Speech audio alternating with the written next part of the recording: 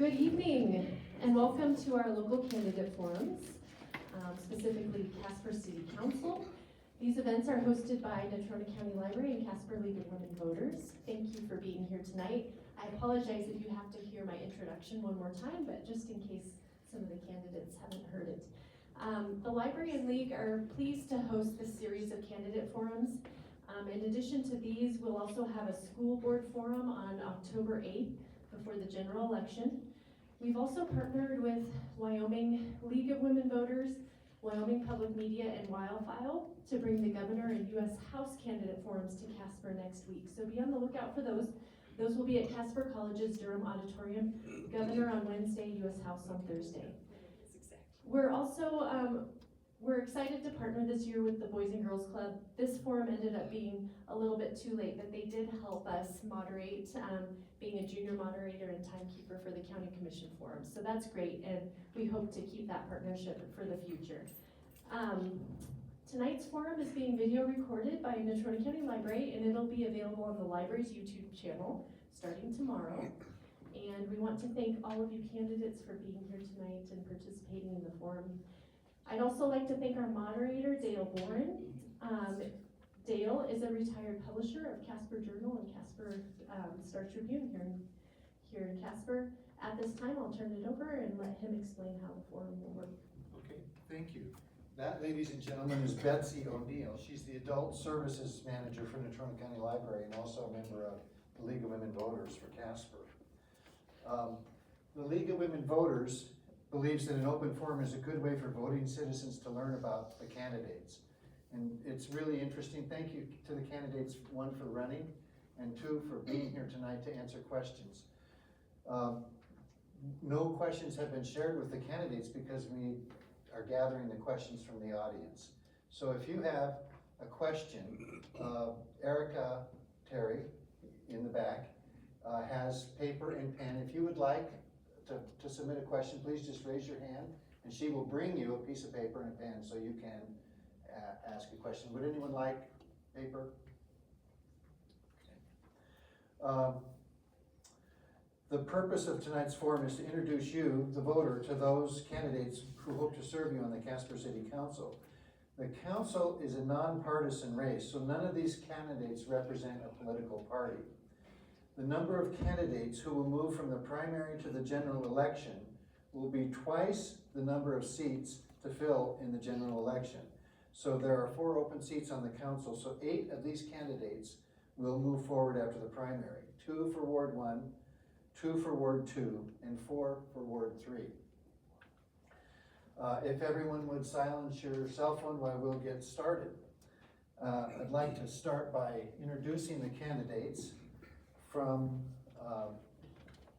We have 2 candidates from Ward 1, and I haven't sorted out if everybody, you're all in order. Okay, Jesse Bell and Brett Hobsa. 5 candidates for Ward 1, the open position in Ward, 5 candidates for 1 open position in Ward 2. Arthur Youngsberg. Maybe you could go ahead and just wave at people. Dan Grafton, Keegan Fox, Michael Bond, and Shane True. And 5 candidates for 2 open positions in Ward 3. Brandy Haskins, Carol Trader, Catherine Morrigan, Casey Witka, and Terry Wingerter. Tonight's forum is on a restricted time schedule, so each candidate will receive up to 1 minute to make an introductory statement, then equal time to answer each question, and finally 1 minute for the closing. Here are the rules. It's a forum, not a debate. So you'll be asked a question, and you'll have the 1 minute, or if we think that it needs 90 seconds, we'll give you 90 seconds. But we'll tell you in advance how much time you have. And then the timekeeper will show you when you have 15 seconds left, and then when you're out of time. And if you would please respect that, or we'll have to stop you just out of fairness. We'll alternate who goes first, who gets the first crack at a question. We ask that everyone be respectful and courteous. We would like you to answer the question for yourself, avoiding all personal attacks on other candidates. Candidates, you are not to address your answers, you are to address your answers to the audience and not to other candidates. Please do not engage with the other candidates, and the timekeeper will show you a yellow card, as I already said, when there's 15 seconds. If you would turn off your phones, candidates are not wearing earbuds, nobody's helping them with these answers, and no one is to video this event so that you could use it for marketing for or against anyone.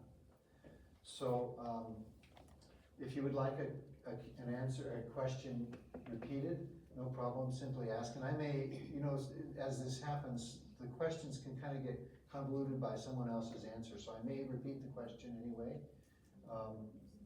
But don't hesitate to ask if you would like that. So we'll start with an introductory statements, and candidates, each of you has up to 1 minute. And please introduce yourself and tell us why you're running for the Casper City Council. And we will start with Brett Hobson. Is it on already? Should be. Is it on? No, the power button there is on the front. There it is. Sorry. Yeah, green light came on. Well, thank you for this opportunity. My name is Brett Hobbs, running for Ward 1. I was asked shortly after I put my name in the hat for the position, why in the world would you run? And I said, well, it's quite simple. I believe that Casper has just tremendous momentum. And as a retired architect, I feel like I have a lot of qualifications that can help that momentum continue into the future.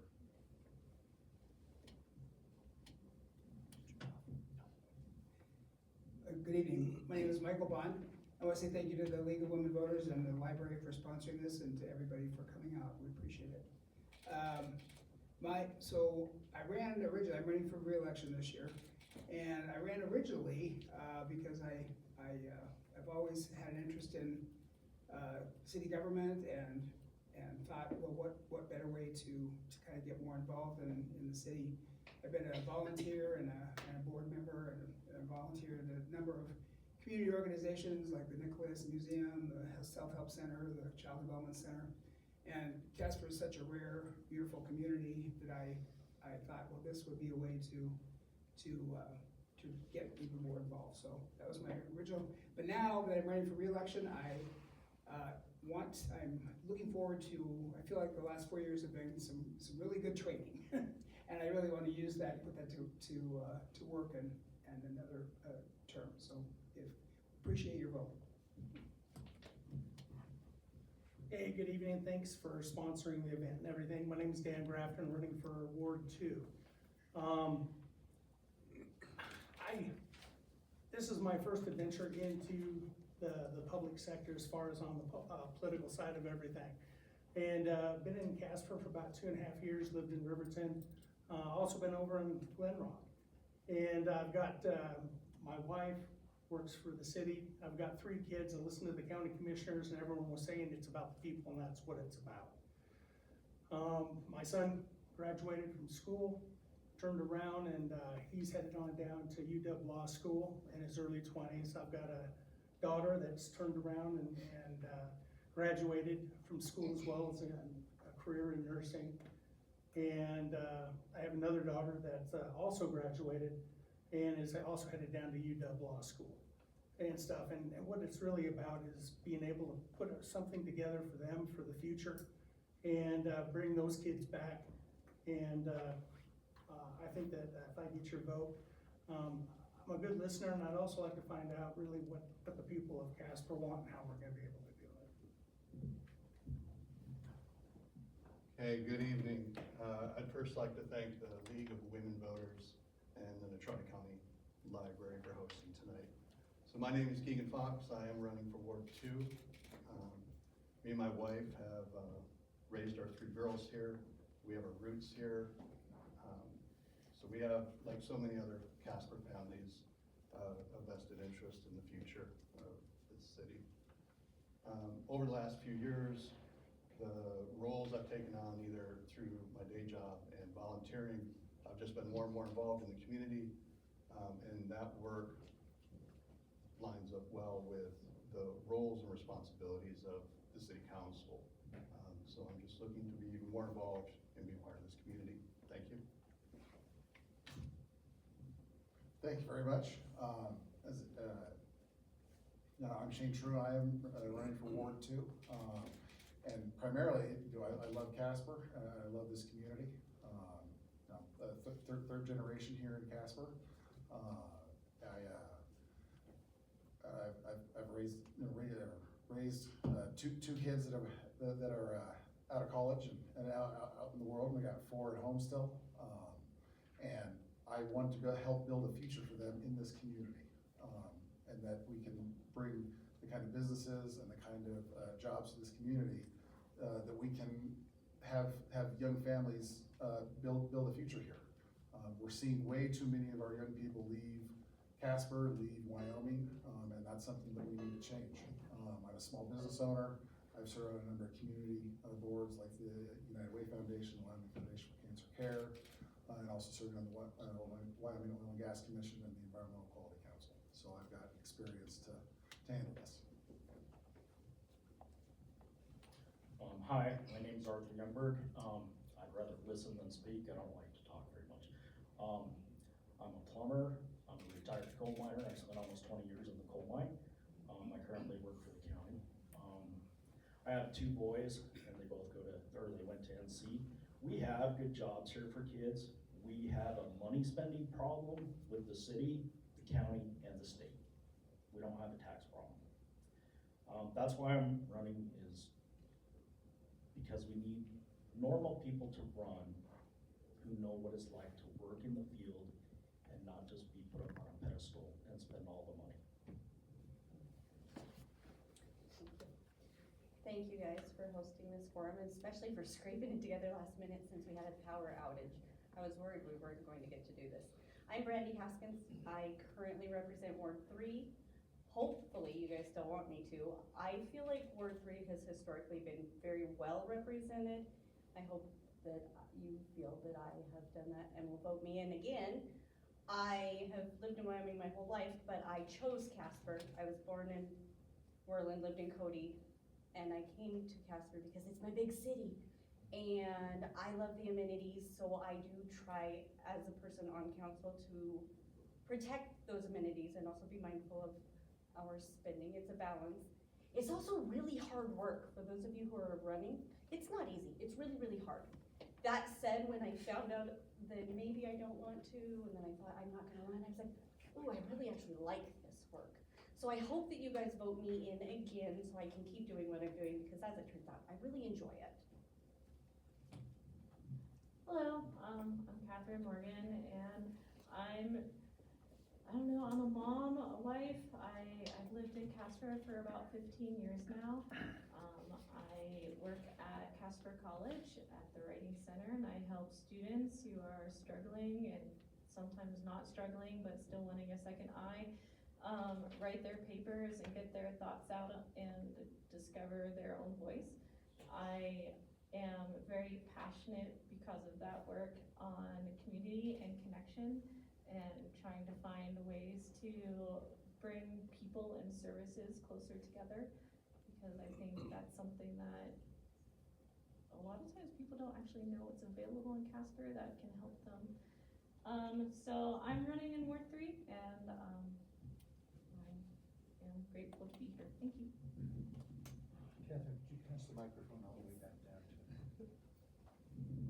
Good evening, I'm Casey Weta. I want to thank the League of Women Voters and the Natrona County Public Library for hosting this forum tonight. I'm a 5th generation Wyomingite. I was born and raised in Casper. I graduated from NC. My husband and I moved our medical device manufacturing company to Casper about 5 years ago. I'm running for the Casper City Council because I want other entrepreneurs and small businesses to move to Casper. We need jobs that pay living wages and that are reliable so that we can keep our kids here. I'm passionate about Casper. It took me a long time to come back. I want my kids to come back much sooner than I did. Aside from experience in the startup world, I have a lot of experience on community boards here in Casper. And I think that Casper's doing a great job, but we have some tough challenges, and I'm up for the challenge of helping Casper be fabulous. Thank you. Good evening. First of all, my name is Terry Waingerter. This is my second time around on the city council, if I make it, that is. I first ran for city council in 1983, and I was there for 8 years. And I worked alongside about 4 city managers, started with Ken Erickson. Then it went on from there, I won't name them all. My wife, Edwina, she was a teacher's aide at Kelly Walsh, and of course I'm running in Ward 3. My wife and I, we raised 2 children, 2 boys. They all went to Kelly Walsh all the way through Casper schools. There was 9 of us kids in my family. My dad he ran a gas station in downtown Casper, right across from the courthouse. Used to be a Sinclair gas station, and that was my dad's. It's now a Subway. I've been on many, many boards over the years.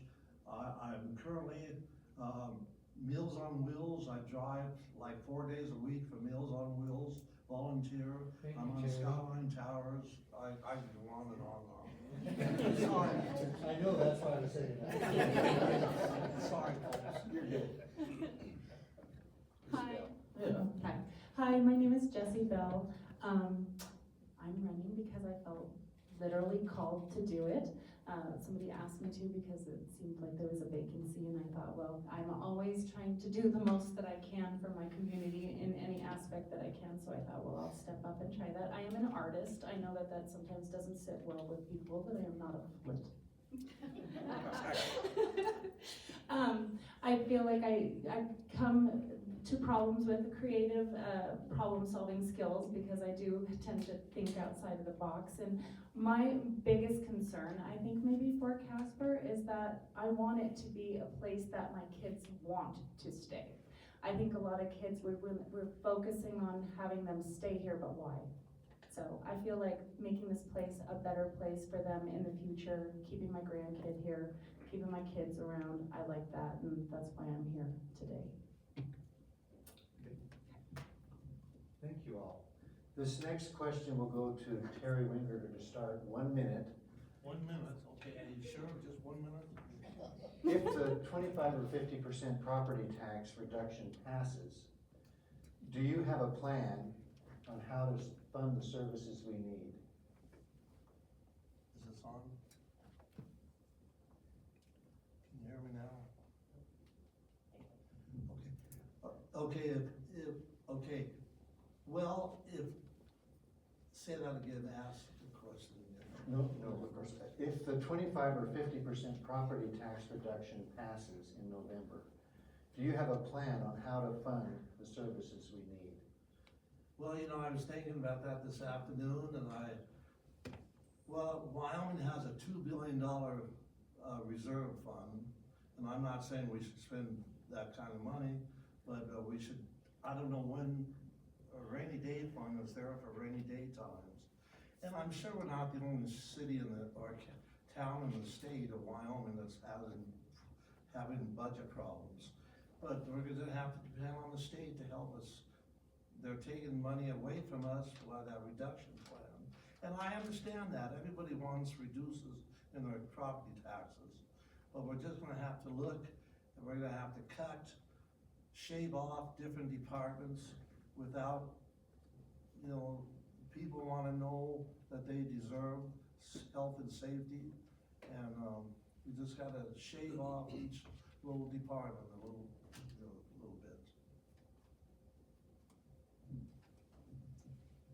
So I think that the city of Casper is already addressing this a little bit, and I give them a lot of credit for being proactive. The city is looking at grants to fund some of our infrastructure needs. They're looking at ways we can reduce watering and the cost of watering by putting natural plants in. They've got more efficient water systems that they're putting in.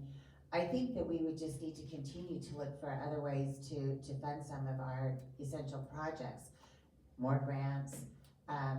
We don't know what the state has in mind, and I think that that's a big question mark. I think that unfortunately this got put on the ballot before we had a plan for how to do the infill. And I think we should have had something to do that before we put this on the ballot. I do think we need help for property taxes. I don't think anybody should lose their homes from property taxes, but I think that this probably put on the bill, but I think that the city's already addressing it. Thank you.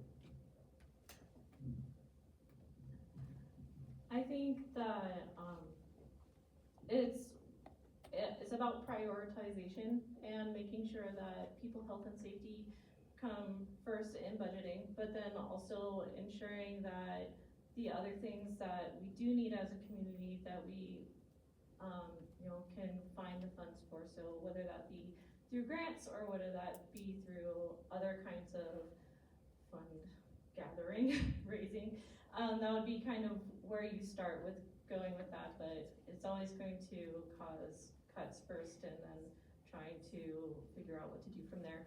But I think looking at specific needs, it is always going to come first and going from there. Well, as it already happened to us once, as I'm sure many of you are aware, it starts with the not fun stuff.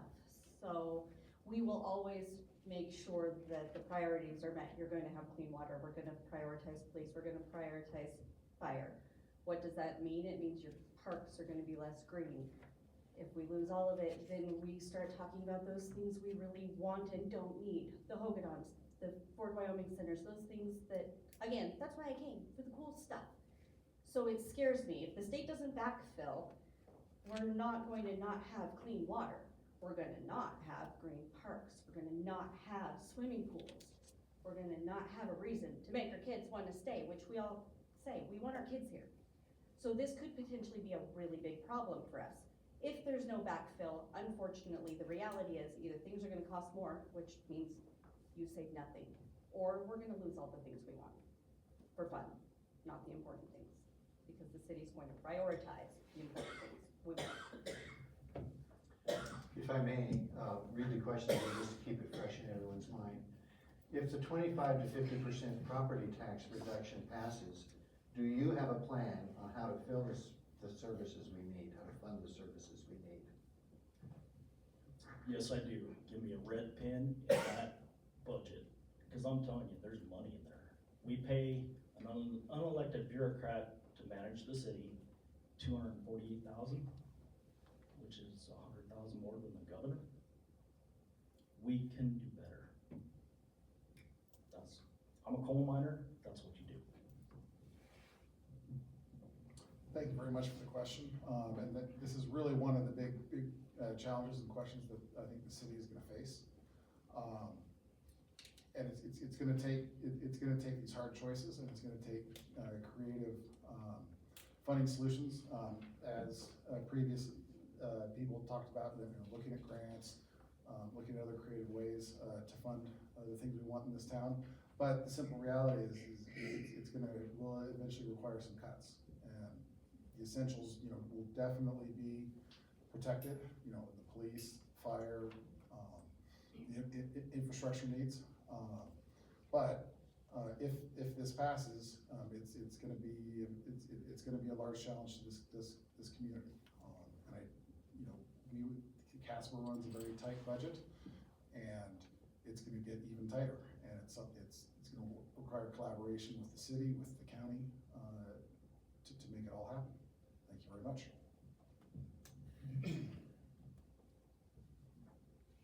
If this 25 to 50% cut comes for the property taxes, you hope the city focuses on our core services first, right? Our infrastructure, our public safety. But those are discussions that have to be had. You have to weigh the facts, and when you make those judgments, those calls, right? You want what the public wants as outcomes, right? We need the water, we need the infrastructure to be taken care of. I know the parks in rec took the hit last time. Sometimes you have to look at those things like what are services that really impact the residents here. Thank you. Yeah, in fact, that was on the news tonight, what happens if this does pass a little bit. I think, the question mainly stipulates, hey, what are we gonna do for alternate funding?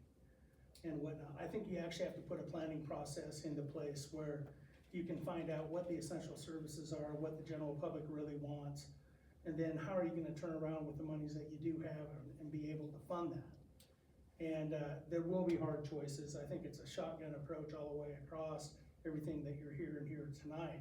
But you gotta have a forum for everyone to come in and sit down and say, hey, look, and a process that you can operate in to say, what is our level of service? What do we wanna keep? What do we have to let go? What are the alternate funding sources for those different things that people still want, but we may not be able to afford?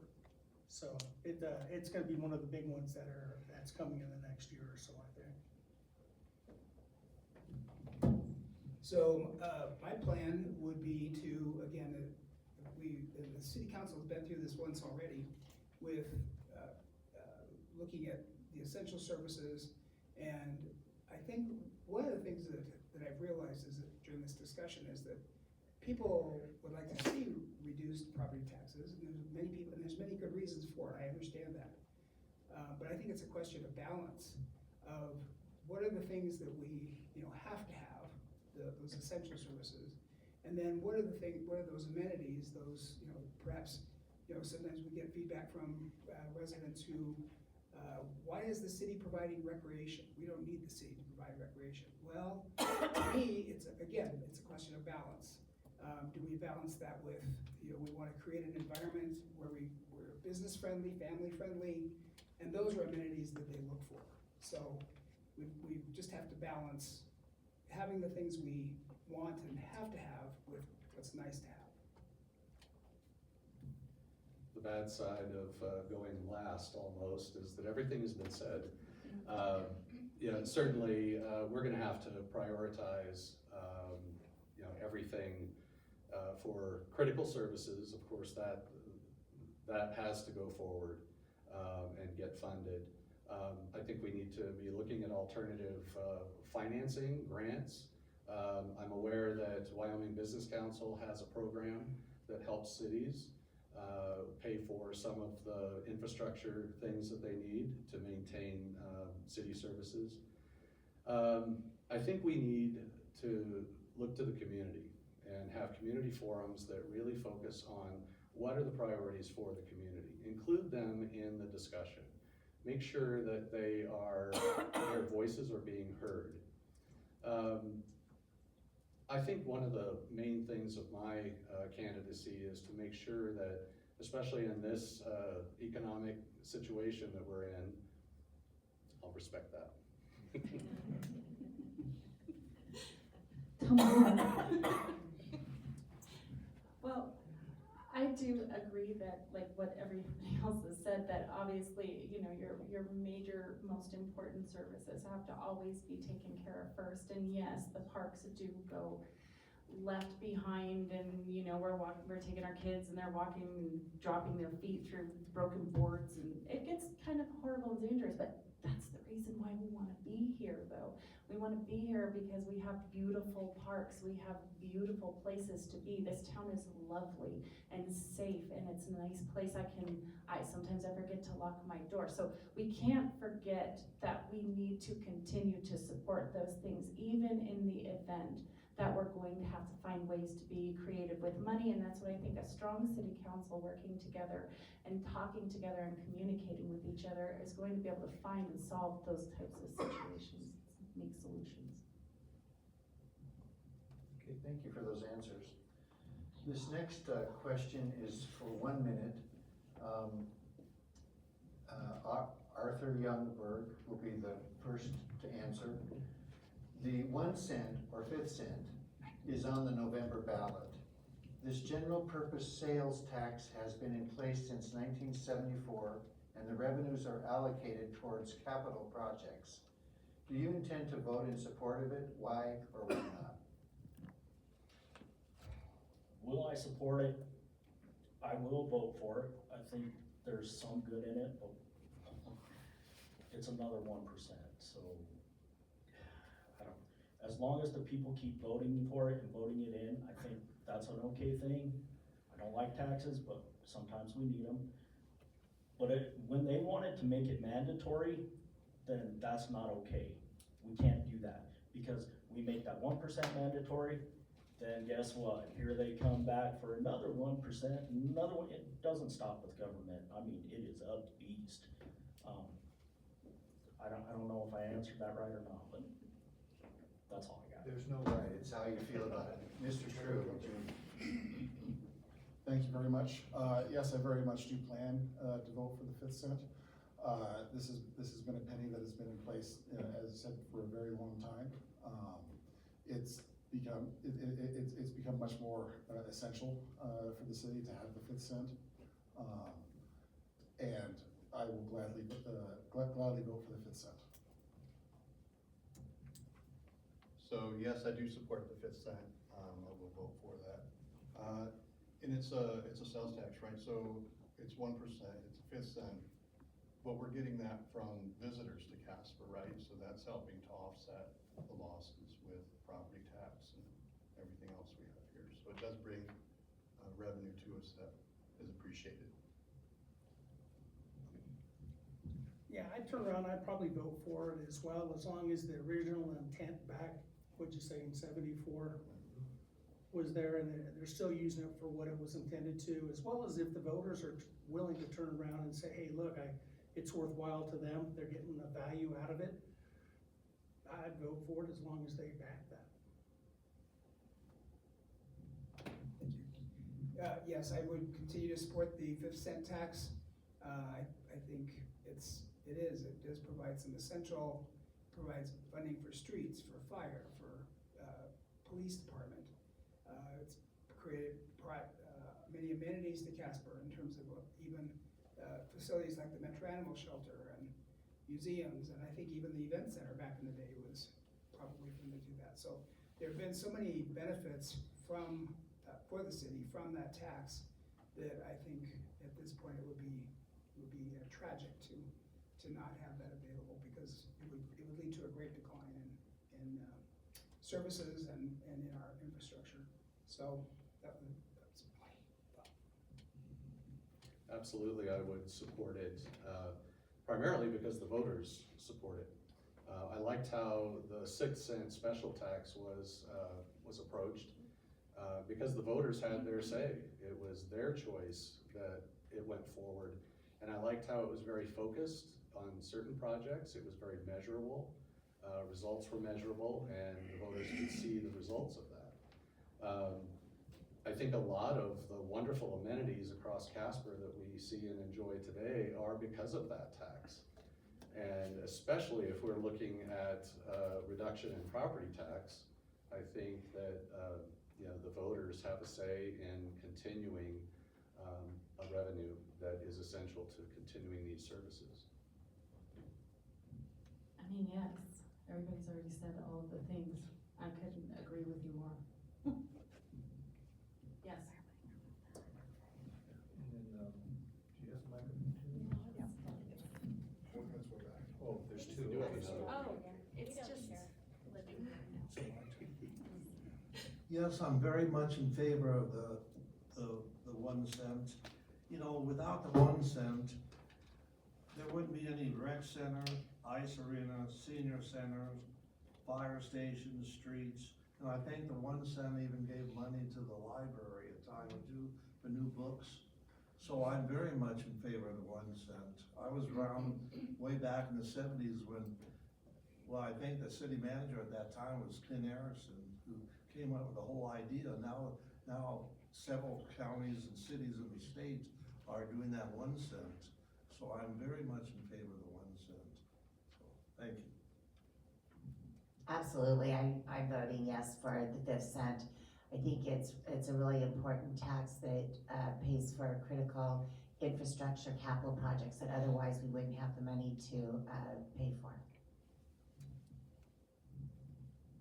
I too agree with voting yes with this tax. I think it is very important, especially if we're losing money in other places, that we continue to have a place where we can gather needed funds for infrastructure in Casper, because infrastructure is always needed. And that is important for us to keep in mind. Spoiler alert, you know my answer. That said, I'm not just voting yes, I'm advocating for everybody else to vote yes. Casper only uses it for capital projects. That means streets, not pothole filling, but actually major street construction. That is where street construction money comes from. If you want nicer streets and you vote no for the 5th cent, guess what you're not going to get? You're gonna get filled streets, you're gonna get potholes filled, but we are not gonna have money for major street repair. And then all the cool stuff, you know, like a nice fire department and fire trucks that can come to your house when there's a fire. Police cars are paid for with the 5th cent. Capital projects are not funded by outside things. You guys, everything will cost more if we don't have that 5th cent. And if we're not getting sales tax, who do you think is gonna pay for all those things we have to have? If we don't get the people coming here with their taxes, we need it. It's not a want, it's a need. I was the last one, I don't know where it goes now. Thank you. It's so hard. I am The not next getting it. question will go to Casey, is it Wita? Wita. Wita. Please describe your perspective on Casper's economy. Do you support economic development?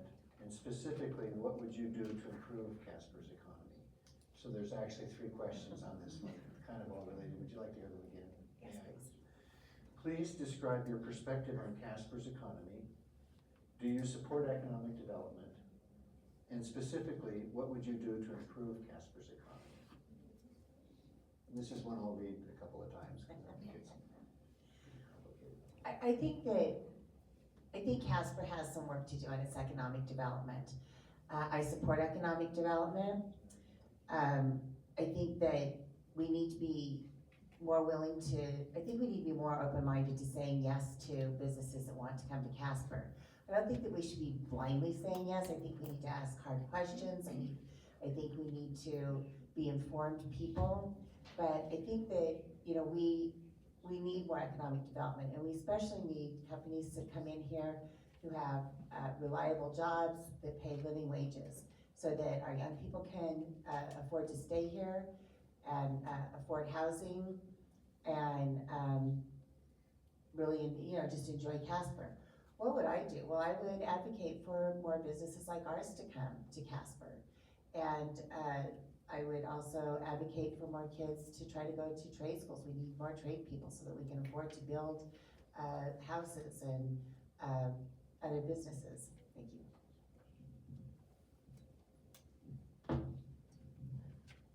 I think our economy could use some diversification. I know as an individual, I've had times of struggle, especially when coming to find the career path that I hadn't initially intended for myself, because it doesn't really exist in Wyoming. And so in my kind of viewpoint, I guess, bringing in businesses that, like Casey said, would offer long-term career paths for people, job growth, and that offer benefits and living wage pay would be something immensely beneficial and would also help keep young people here, which is something that Wyoming as a whole struggles with.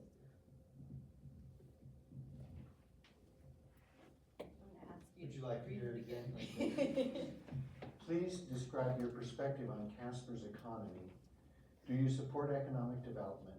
And specifically, what would you do to improve Casper's economy? In 60 seconds, wow. You're lucky I talk fast. Yes, I support it. Yes, I think we need to diversify, but also I don't think that that is necessarily something that council is responsible for. We are doing what we can to encourage businesses to come. We are looking at creative funding mechanisms that we are actively working on to try to encourage businesses to come here. We, as the city of Casper, in my time that I can think as far back, we don't turn business away. So if they come, we are trying to help them in any way we can. I know that there are other businesses that frequent to Brain in the county or surrounding areas that we are saying no. But that has not come to Casper, and we are not doing that to Casper. So the businesses that want to come, we are trying to encourage them to come. So the question is, who wants to come and how can we help? And we are actively working on that on council right now with TIFs and the blight study and all these token words I'm sure you guys have heard recently. We are getting as creative as we can to encourage businesses to come in every way that as a city council, we can encourage them. I'm willing to cut this, but if you don't give it back.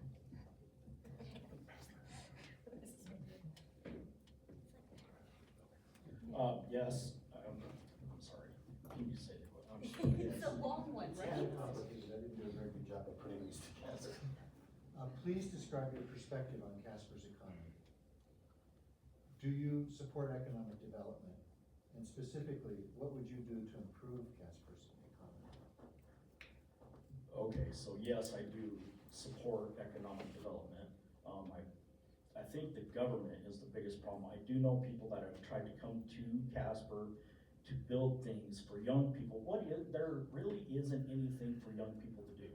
18 to 30, what are you gonna do? There's nothing here. They go to Denver, they go to Fort Collins. We have good jobs here, we do.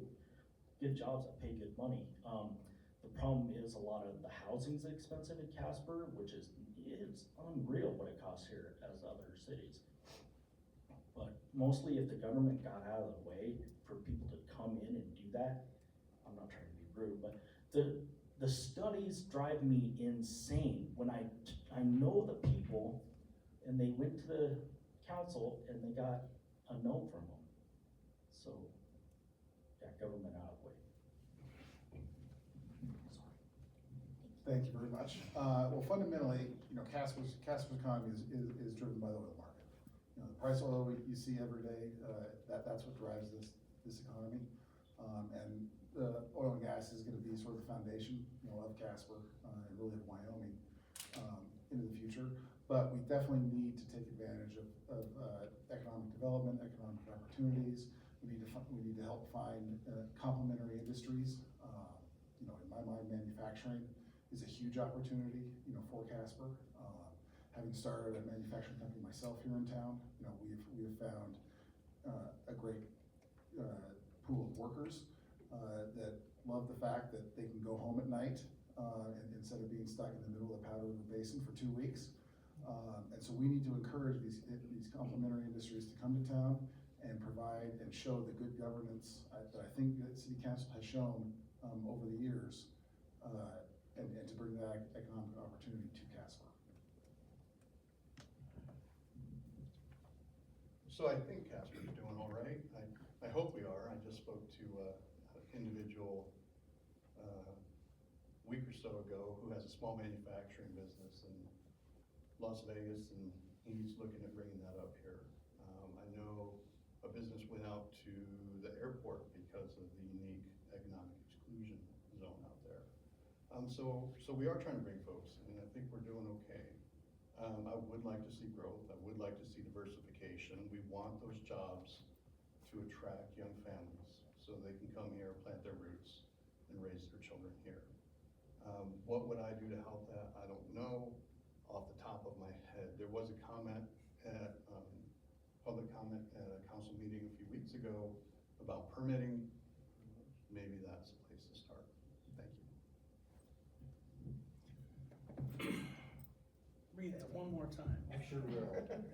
There's a lot packed into that one. Please describe your perspective on Casper's economy.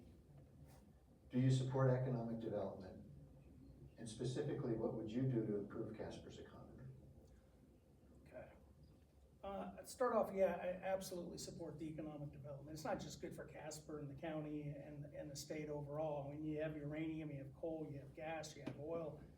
The future, you know, last meeting I was sitting in here, they were talking about the AI side of things and to support those type of industries, which are hot buttons, but whether you really truly know it might be one heck of a great thing. We kind of pushed away the uranium side of things, or the nuclear side, which I really had a hard time with, to be honest. I don't know if the information was good or not, but I think that you have to have a planning process. You know, we used to say all the time when I was on the land use side of things is wherever the pipe goes, businesses will follow. Do we have the appropriate infrastructure to have different businesses come in? You have heavy rail that's here, you have an airport that's here. Are we utilizing everything that we have currently to bring business into town? Chances are probably not, but it's a good beginning place to look at. Thank you. So my belief is that the city council's role in economic development is, and my approach to that would be to create the environment in our city for businesses to locate and to thrive. Whether it's coal or uranium or wind or AI or nuclear, doesn't matter. Is Casper first of all, a city where someone would want to relocate their family perhaps, or could stay with their family and enjoy living in a city the size of Casper and enjoy all that Casper has to offer. So that, and then part of that, the city currently, we partner with Advanced Casper. We've always partnered with any number of businesses that want to relocate here. Visit Casper with tourism and so forth. And so I think that's our role, is to create the environment for business to thrive. Yeah, my perspective on the economy is that it certainly needs to be diversified, and I certainly support that. I think one way that I would approach it is creating a master plan for what kind of businesses we want here, how to attract them, what within the city we need to do differently to attract those industries and companies. And through that, I think collaboration with other organizations like Wyoming Business Council, Visit Casper to increase tourism. Of course, all of the tourist dollars that come in here, all of that sales tax helps us tremendously. So I think it's a matter of planning and collaboration. When I was growing up, we lived in Buffalo, and we would come to Casper because it was the big town, and it was the place that we shopped, and we went to the doctor, and it was like a big deal, you know. When I was an adult, we moved away, and we came back, and it was kind of still hopping, and then for a while it really went downhill, but like in a way that there wasn't as many opportunities or options or things to do here. And I have recently seen Casper grow and blossom and change, and it looks really good. And I've met a lot of young families who are moving here, and they're moving here with their young kids. I've met them at the park, I've met them up at Crimson Dawn where I do a lot of volunteer work. And people are moving here, so we need to keep them to stay here. And to do that, yeah, kids are gonna need jobs, adults are gonna need jobs, and they need different jobs. They need lots of different options, and yeah, working together as the city council, trying to find ways to attract, you know, people coming in and wanting to stay here and wanting to create more jobs for the people in our community and our young people. I think that my time is up. Happen. Could you pass the microphone down to Mr. Linder? Terry, once again, the question is, please describe your perspective on Casper's economy. Do you support economic development, and specifically, what would you do to improve Casper's economy? Yes, I support economic development as long as it doesn't really bother your neighbors. In other words, a hog farm going next to housing development. That's what I'm talking about. But we also have to, besides hoping and helping industry coming to Casper, we also have to work with what we got, meaning Casper College. We gotta try to maintain the best medical center. We're the hub of Wyoming. We gotta stay being the hub of Wyoming. We have a beautiful downtown area. We have the event center up there. So these things all add to people wanting to come to Casper to shop, to buy businesses here and everything. We have a good school system, but we gotta maintain these things. We need more, which Dale, you would know this, we need more courses up at Casper, 4-year courses up at Casper College. Things like that. Thank you. Okay, the next question will start with Dan Grafton. 1 minute, what are your thoughts about gambling in the city? Wow, that's a wild one. Where's that microphone? Give him the microphone. There you go. You know, this is actually gonna be a pretty hard question for me to answer in some respects. The relative is, I don't gamble. And it's the same thing with vape shops and everything else that's out there. I mean, what do the citizens of Casper want as far as, new businesses that are growing? Is gambling a direction that they wanna go? Is, the vape shops, I hear a lot about that, had a lot of folks talk to me about those as well. Is that a direction they need additional, vape shops in Casper? If there's a strong pull and you listen, the council listens to what the folks want and they wanna go the direction of, hey, they wanna have a gambling, casino or something like that, then hey, the reality of it is then, how do you put something like that together? It is a business, it does provide jobs and everything else. But I think that really has to get put back onto the folks to see if that's a direction they truly wanna head. Thank you for the question, Bill. This is a timely topic because the council is dealing with this right now, as all of you know. Most of you shouldn't probably know that there's a 6-month moratorium on new gaming establishments. So I serve on the council, there's a work group that is studying that issue specifically. And what I've learned is that there are a total of about 8 gaming establishments right now, and what I've learned recently also is there's a difference between gaming, which is gambling, versus games of skill. And so that difference, and talk to me afterwards and I'll try to explain it, but anyway, the message I've gotten, I think pretty consistently from folks, is that they want to see business thrive. They don't want to stifle business, but at the same time, they don't want Casper to become a Las Vegas, for example, and they don't want the negative impacts of gambling addiction, of economic impact, and so on and so forth. So. Well, this is an extremely complex topic because I've recently learned that like Michael said, there's a lot of different types of gaming. So people can say gaming, but there's many different aspects to that. And I don't understand clearly all of them, but I always default to personal responsibility. I do not feel like it was City Council's role to slow that business. What I would have preferred to see is ordinances put in place that would dictate where not to locate them. We may know we don't want to put them downtown or in old Yellowstone district. Go ahead and pass those ordinances and then approach the study of how many do we want. Some of the business owners suggested that the market would determine if there are too many of anything, including the gaming establishments. So I would also be considering the residents and what they want and where they want it. Well, I believe that the moratorium on the gambling was set in place so that you could decide what kind of ordinances you wanted to develop for gambling situations, and regardless of what type of gambling it is. I mean, I know that we've all seen them going up all over town, but there was an Applebee's, there's not.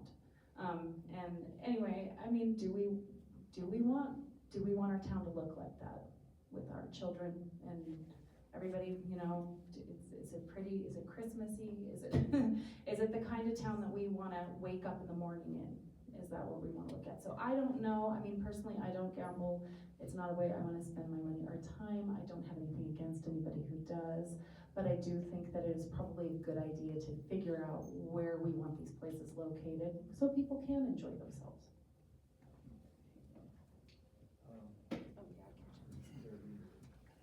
I'm not a gambler. I have found more money on the ground as I walked out of Ridley's than that's my gambling. Twice I walked out of Ridley's, the people, they think they put the money, their change in the pocket, and it just drops on the ground. Well, I'm not proud, I pick it up. So that's my kind of gambling. But no, it's a little outreach as far as I'm concerned, where the city all subtly telling people whether they can put in gambling machines or not.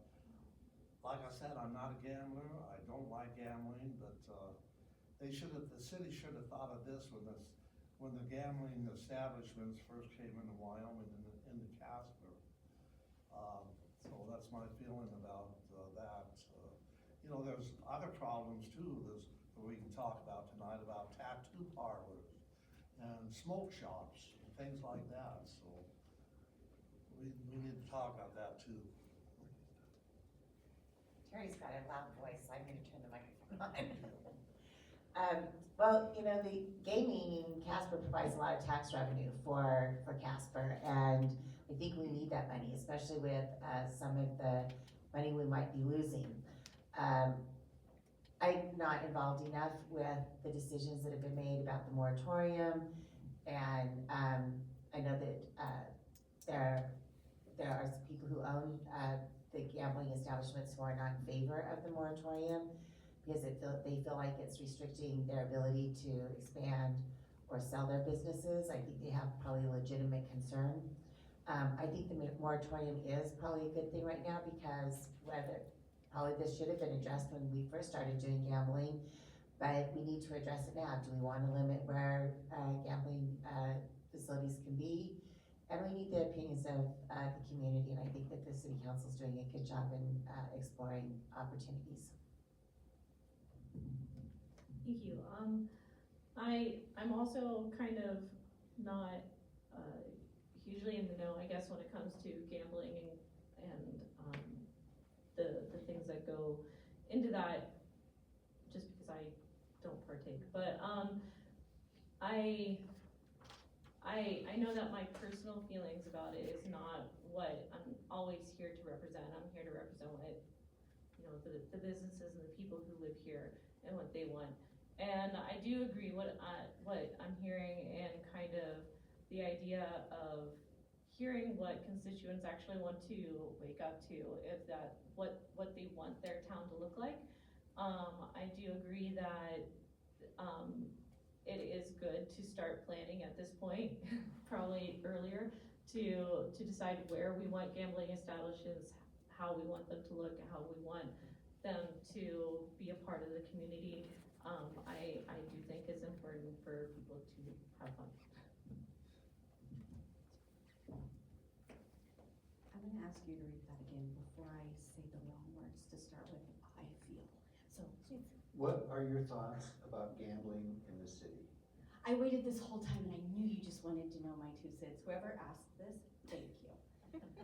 I'm not gonna go into gambling versus gaming afterwards, hit me up. First and foremost, let me clarify.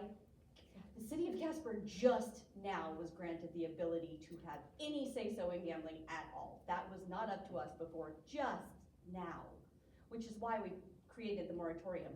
That gives us 6 months to create an ordinance that we do not already have, that we were not allowed to have. We are doing that now. We're trying to be mindful of the businesses and also of the property owners and what they want. And we are thinking about things like mental health issues, gambling addictions, and all of those things. And I'm also on the committee, in case you can't tell. We have so many ideas for things we want to do and things we need to do, and we have 6 months to figure it out. And yes, we're listening and being mindful of all the things that you guys want, and good news, we hear about it all the time. So we actually get input, which we don't always have. But, oh, come talk to me after. I'm gonna get told I'm done.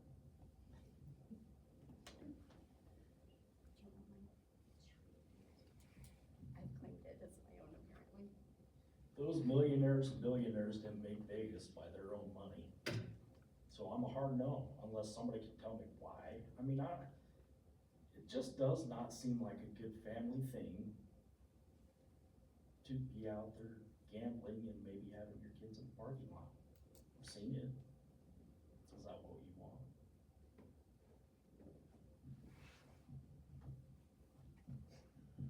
Thank you for the question. You know, gambling's always a tough topic to deal with.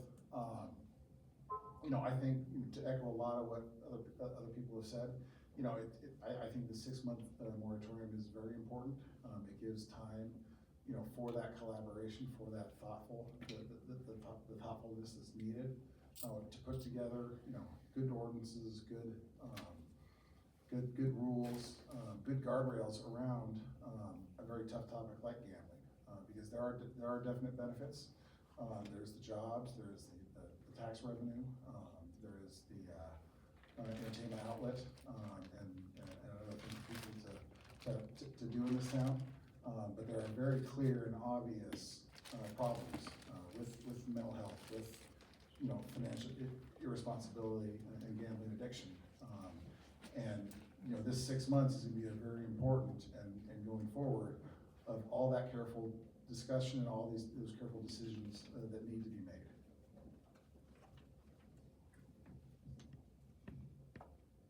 So, personal feelings aside, with the gaming, I know we didn't have a choice until recently.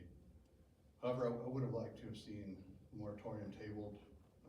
It's already in the marketplace. I know for a fact, there's at least one location that until they brought the gaming in, they were getting ready to close. They had to do that to be profitable. I think we need to see what happens. Gather the facts and see where that goes. And I think the market is kind of taking it to a point of where it's not really continuing to grow so rapidly now. I guess that's where I would be. Okay. Everybody got a chance to answer that question? Okay. This next question will be started by Brandy Haskins. Give me back my mic. Thank you. 1 minute. Many of you have referenced, if the voters want it, I'll vote for it. How will you communicate with your ward and ensure you are representing their beliefs and values? Would you like to hear that again? Maybe one more. Many of you have referenced, if the voters want it, I'll vote for it. How will you communicate with your ward and ensure you are representing their beliefs and values? So, fun fact, guys, when you get elected for council, they give out an email address for you and your cell phone number if you don't have a home phone. And then it's on the internet, so you can call me anytime you want, and you do. And you text me, and you email me. And sometimes you come to a council meeting to talk to us, and sometimes you come to my work, and you're like, oh, hey, I recognize you, and you talk to me. So, as the city council, we're very available, and you can find us very easily, I promise. So when my constituents come and talk to me, I get to hear them, and we have our conversations, and I try very hard to be available to them as much as I can because I do have a day job. However, you listen, and then you have to make those decisions, and sometimes the person that wants me to block Blackmore Road off after 8 p.m., sometimes I can't do what all of you want. We have to listen to everyone and we have to take into consideration, but there's a bunch of us, so it's not just on me. Sometimes I can go and say, no, we should, and they say, no, we're not, and it's not my fault.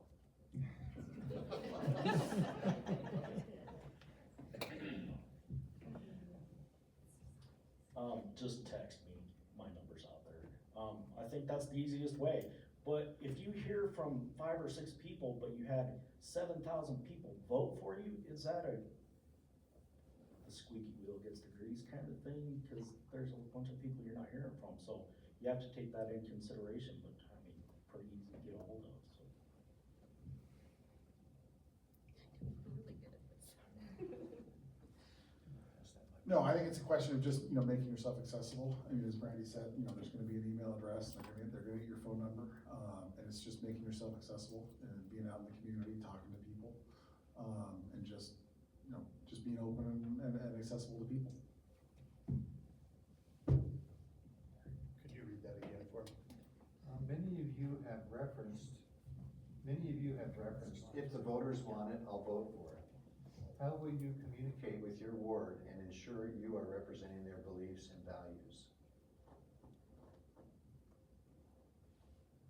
Communication is, I think that's the hardest thing, you know, in communication is really engagement. You have to get folks engaged before you can get that communication.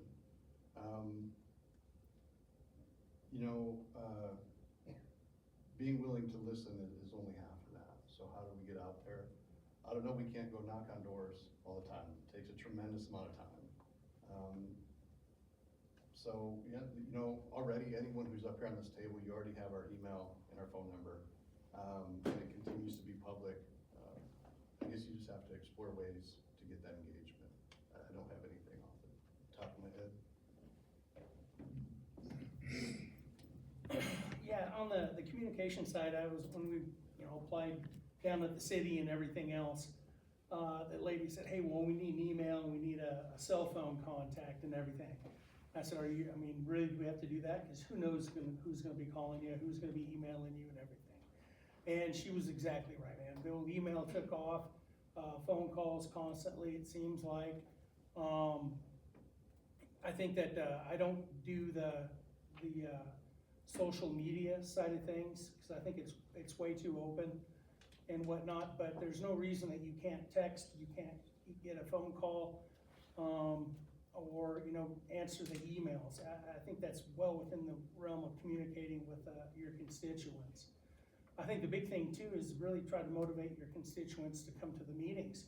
If they're passionate about something, then they should be able to communicate to the entire board or the entire council, what the issues that they see, from stop signs to speed bumps to fixing their streets.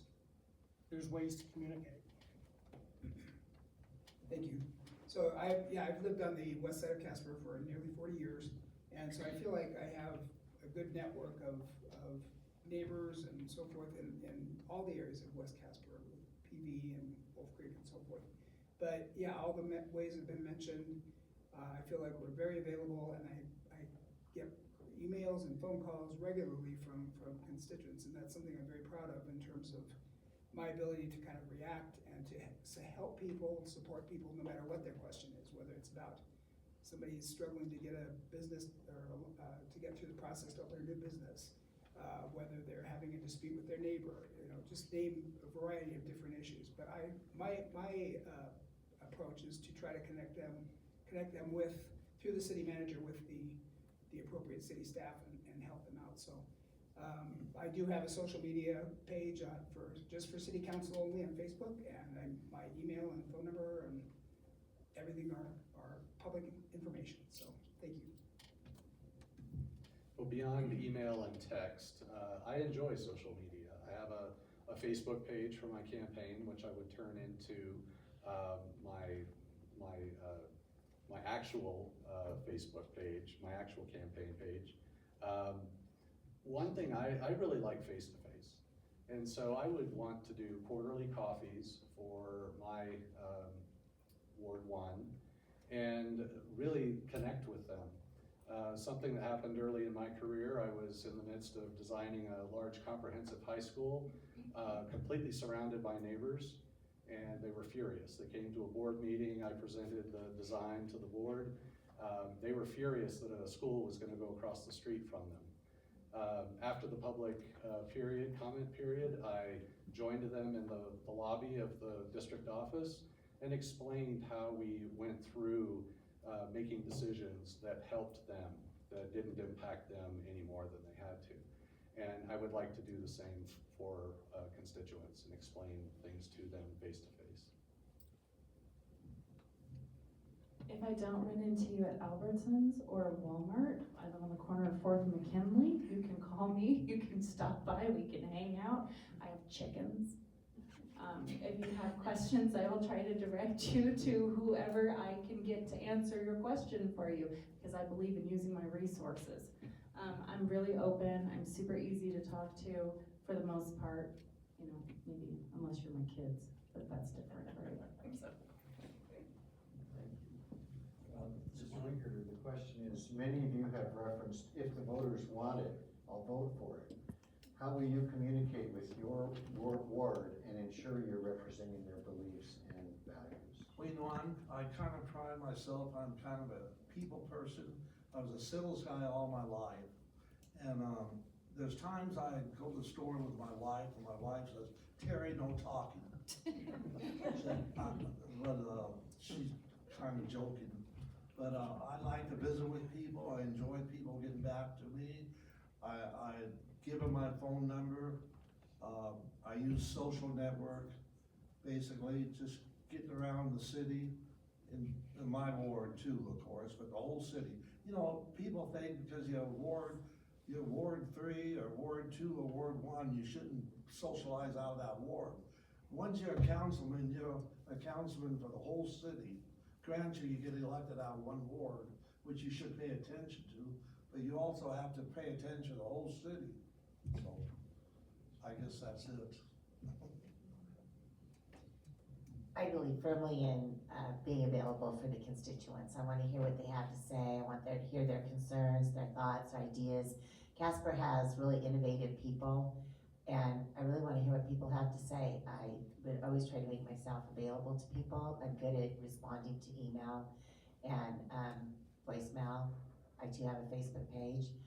And as I got into the job, I would figure out what's the best way to communicate with people. Maybe it's meet and greets occasionally, maybe it's newsletters through my social media.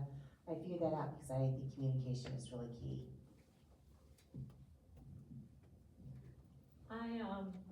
I'm also a face-to-face person, like some of these other candidates. I love seeing people face-to-face, and while I would encourage people to text or call me, email would probably be better. But also, I'm gonna do a shameless plug for just a moment. The Writing Center is free and open to community members. You can come in whenever you want. And I work there, and you could come to Casper College and see me whenever you wanted. But also, I love the opportunity to meet and greet people. I love hanging out for coffee. I would love to do a Ward 3 get together with coffee or cake, I don't know. And I would love to just be available for people to talk to. We're done. Okay. So we're coming to the end of our time, and we're going to have one 30-second question coming up here. But before and then we'll have the closes. You'll each get a minute for close. But I wanted to tell you what the other questions were that people asked. They can be kind of interesting, and there's no time for them, but you should know this is what people are thinking. How do you feel that the current city council is doing balancing the needs of residents with realities of its current financial situation? If it comes up during future council meetings, what is your opinion about legalizing pot? Was the purchase and renovation of the financial center building on First and David for a police station a good decision? If so, why? If not, why not? And do you believe electric bikes and scooters operated by young, unlicensed drivers pose a safety threat in Casper? What, if anything, should be done? And then the final, this will be a 30-second question, and we're going to start with Jessie Bell. 30 seconds. How did you decide to run for the council, and what have you done to prepare?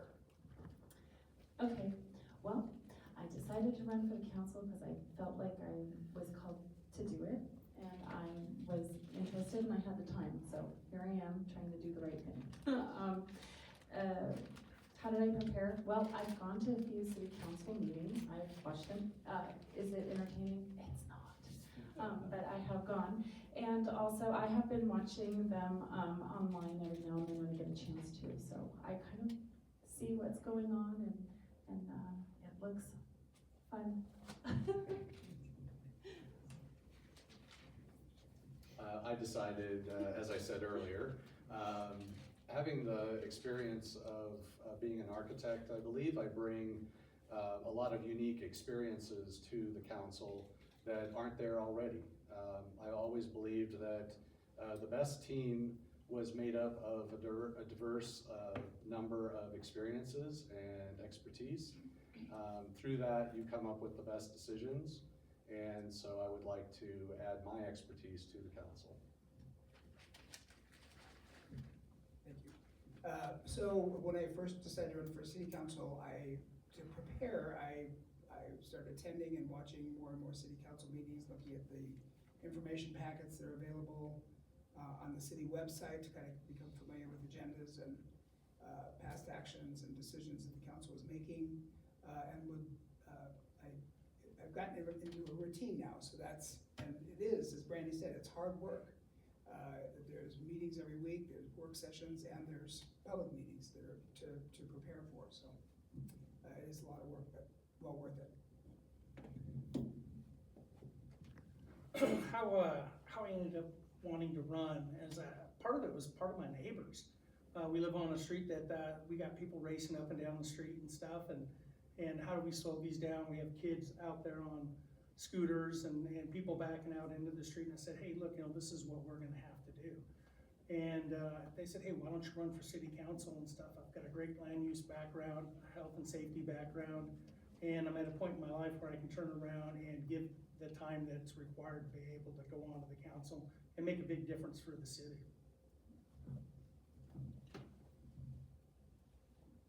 So as I mentioned earlier, I raised my 3 girls here.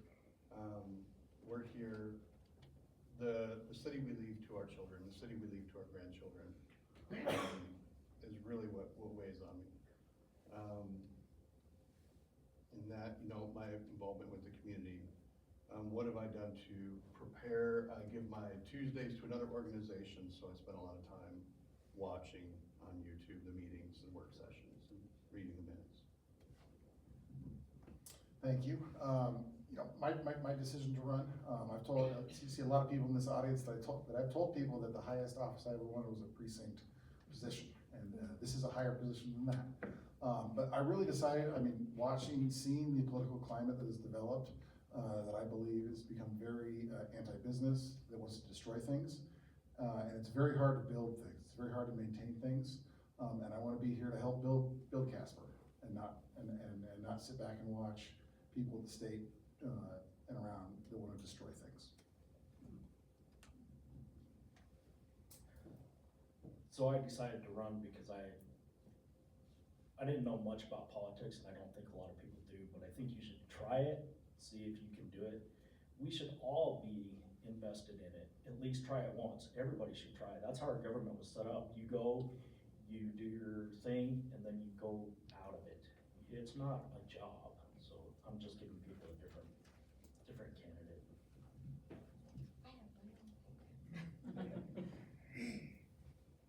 Well, 4 years ago, somebody said, hey, there's gonna be 2 open spots in Ward 3 and Ray's not gonna run. Look how that worked out. That said, I was fortunate to be on here, and I thought, turns out I might kind of like this. And sometimes people don't say mean things, so maybe you guys don't dislike me. So here I am, and I prepare by going to council every Tuesday, and then every Sunday night for hours and hours, I read our info packets and our work session packets and our meeting packets, and I read and I read and I read, and then I return emails. So once you're on there, guys, it's easy to prepare. I'm running partially because I had like I'll say a little bird in my ear who was constantly saying, you have opinions, you should probably, run for something. You're a person who's been here for, but also I just really like Casper, and I want to see it do well, and I really like community and connection, and I want to be a part of forming and doing more for that in this area. What I just ran out of time. Hi, I decided to run for city council because I want the city to stay on a positive note. I want our kids to move here. I want us to have a good economy. I prepared by talking to most of the city councilors, the city manager. I've skimmed the handbook, and I've attended most of the city council meetings online and in person, and I read the meeting minutes. I'm just excited to work with the people of Casper, with the people like I have been with the people of the county. I do Meals on Wheels, like I said, 5 days a week, 4 to 5 days a week. I get around, I visit with them. If you have a beef with the city, I want to know about your beef. If you have a compliment with the city, I want to hear more compliments than I do beef. So I want to hear everything. And what I've been doing, I'm a news. I love the news, whether it's clipping articles out of the paper, or rather it's the TV or whatever. I study by watching the news. So now we're down to the closing statements. We're going to start with Keegan G. Fox, and you have 1 minute, sir. Okay, well, thank you. I'd just like to thank the League of Women Voters, again, the Natrona County Library, our moderator, everyone who's here tonight to be more educated and be engaged. I'd also like to thank everyone at this table. You know, it takes a tremendous amount of energy and willingness to put yourself out in front of the community. And, you know, the folks who are up here care about this community, every one of us. So just, yeah, thank you for everyone. Please try to get everyone out there on August 18th to vote. Again, yes, just to echo, thank you, League of Women Voters, thank you to County Library, and all the candidates up here. It's exciting to see, where, this group may go. But I do want to finish and say a personal thank you to Terry Wingeter, that this is very exciting to be up there with him, because I remember being in elementary school and him coming to my school to talk to us.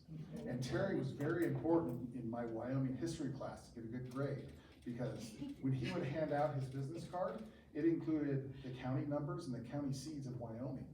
And that very much held my grade in elementary school. So I just want to say a personal thank you to Terry Wingeter over all of these years. Thank you.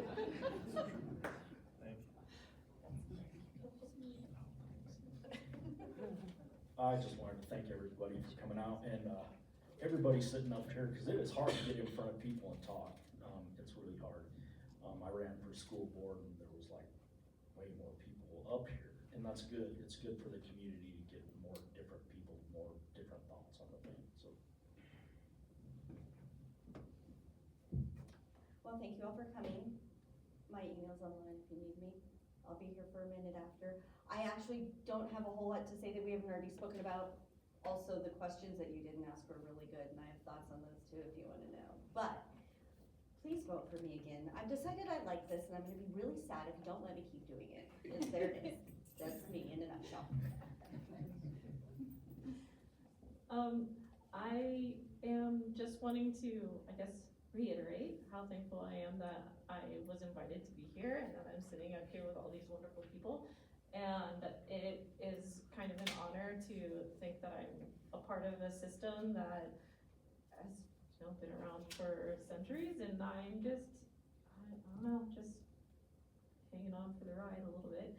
I am, again, really passionate about building community and ensuring that people get connected to the things that they need, especially when they're struggling. And I think City Council has a really great positioning to help that happen more and more as Casper continues to grow and diversify. I think that I would love being a part of that. Thank you. I think communication is key. And I really want to hear from all of you. You can reach me at caseyforcasper@gmail.com.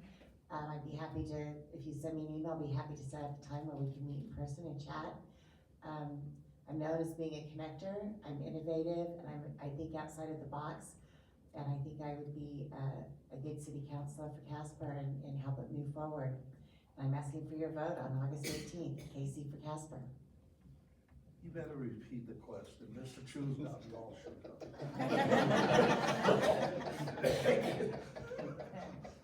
What was the question? It closed. Oh, closing, well, that's easy. Well, folks, I've always been supporting of Casper. I love Casper. There was 9 of us kids raised here, like I said before. I'm the kind of guy, when something new opens up in Casper, I get excited about. When something closes up, I get down and out about. If I see something going on 2 blocks away, I gotta drive over there. I'm nosy, I wanna know what's going on. I just love this community, and it's a hub of Wyoming, like I've said, and let's make sure it stays the hub. Thank you very much. Thank you very much.